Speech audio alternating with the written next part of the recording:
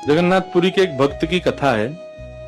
एक भक्त था, उसके स्वप्न में जगन्नाथ जी आते थे।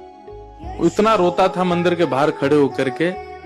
तो ठाकुर जी बोले, तू क्यों रोता है? बोले, आप बस मेरे साथ रहो, मुझे और कुछ नहीं चाहिए, और इस बात का मुझे अनुभव होना चाहिए कि आप मेरे साथ हो। तो भगवान जगन्नाथ जी ने उसको कहा, मैं तेरे साथ हमेशा हूं, और इसका अनुभव तुझे जब करना हो समुद्र की बालू में चलना, और थोड़ी दूर चलने के बाद फिर पीछे देखना, 2 पैरों के निशान तेरे होंगे और तेरे बगल में 2 पैर के निशान मेरे होंगे। उससे तुझे पता चल जाएगा मैं तेरे साथ हूं।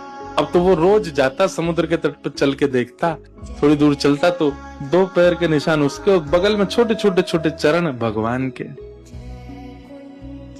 इतना प्रसन्न रहता था। लेकिन ये उसके घर में कोई घटना घटी, माता जी का देहावसन हो गया, बहुत कष्ट में आ गया, इतना पीड़ा में आ गया, रोने लगा, बिलखने लगा। अपनी माँ के जाने के भाव से तुरंत दौड़ करके गया। बोले, मैं मन को शांत करने का एक ही तरीका, पता चले जगन्नाथ जी मेरे साथ।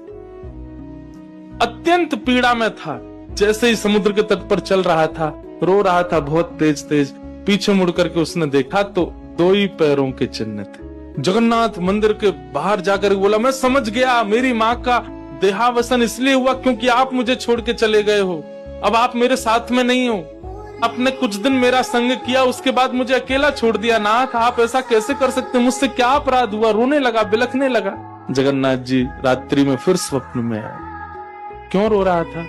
बोले, नाथ, आप मेरे साथ थे हमेशा, और आज आप मेरे साथ नहीं थे। मैंने जाके देखा 2 ही चरण चिन्ह थे, और आज ही मेरी माँ का भगवत धाम गमन हो गया। इसका मतलब आपने मुझे त्याग दिया ना? मुझसे कोई अपराध हुआ है? भगवान बोले, नहीं। तो फिर आज आपके चरण चिन्ह क्यों नहीं थे?